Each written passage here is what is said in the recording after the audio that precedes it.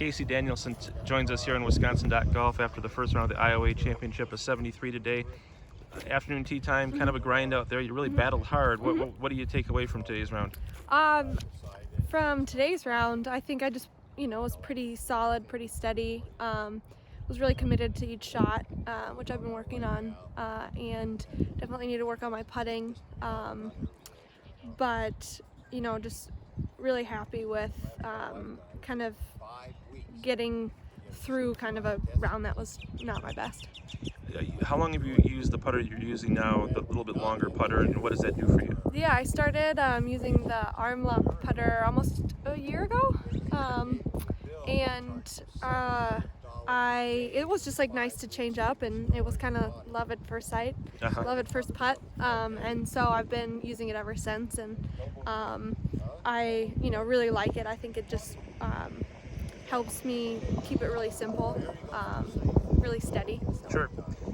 Several years out here now, what do you feel where do you feel your game has come the furthest? What do you feel most proud about in terms of development? In terms of development, I think my mental game has probably come the farthest. I am starting to enjoy myself even more on the course, starting to really working on, as I mentioned, committing to each shot, no matter where it goes. And I think that once I kind of sharpen up different parts of my game, that work will really pay off. And so maybe don't see it right now, but I know that down the road it'll be worth it, and I'm having fun along the way. So it looks like it. I mean, good. You've got probably the best attitude for anybody that would be doing this for a living. Thank you. Because when we've talked in the past, you've never been really results driven. It's all process driven. Yeah. And to me, that seems like that's what you have to do to be successful out here. Definitely. I mean, there's always more golf. If you play well, there's more golf. If you play bad, there's more golf. And so you just kind of got to keep moving forward and learning and having fun. Otherwise, it's going to be a grind out here. And so I think, I look forward to coming out to the events because I'm having fun and enjoying, hanging out with my friends. And that's why we do it. Symbolically, the LPGA is down the road in Carlsbad, and Symetra is up here today. Does the LPGA seem that far away to you? Do you obviously everyone that's out here is trying to get there, but how do you look at that distance right now? Yeah, I look at it like just trying to keep my head down and focus on like what I'm doing here and improving, and then if that takes me to the LPGA, that is the goal. But I think that the level of play is pretty similar. I just think out there you got to play super consistent. It's just like you got to save those one or two shots that maybe out here you don't need to. Right.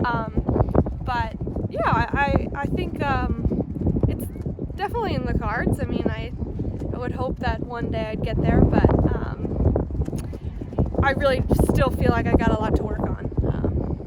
But your friend Sophia Papa showed last year that any given week something good can happen. Exactly. You never know when it's gonna just click. Right. And does do you talk to her still? Does she talk to you? What advice does she give you? To try to get over that last hurdle. Yeah. Definitely. She gives me lots of advice. She's kind of like my big sister out here on tour, and I'm very thankful for that. And she gives me advice to just kind of along the same lines of work hard but also have fun, and that it's attainable too. Like she's just like, you can do it, you've got the game. She's really, really motivating, so that's really great. You and Tess Hack really are the only ones from Wisconsin to have status this year. It seems like that number is dwindling. Is that a reflection of how hard it is to get out here, stay out here, that kind of thing? I think it probably just comes in waves. Because, once you turn pro, there's just like a lot that can happen. You can move up to the LPGA, you can stay on the Symetra, you can explore other options.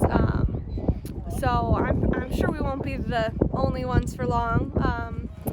But You know, it is hard. It is a grind. Yeah, that's what it looked like today. Especially being from Wisconsin. You know, it's kind of just like a different.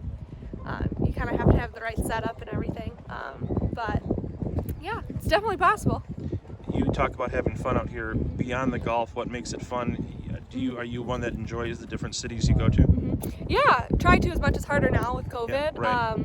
But I've made some really great friends out here that I like to travel with, and you know, go on hikes or have dinner together, something along those lines.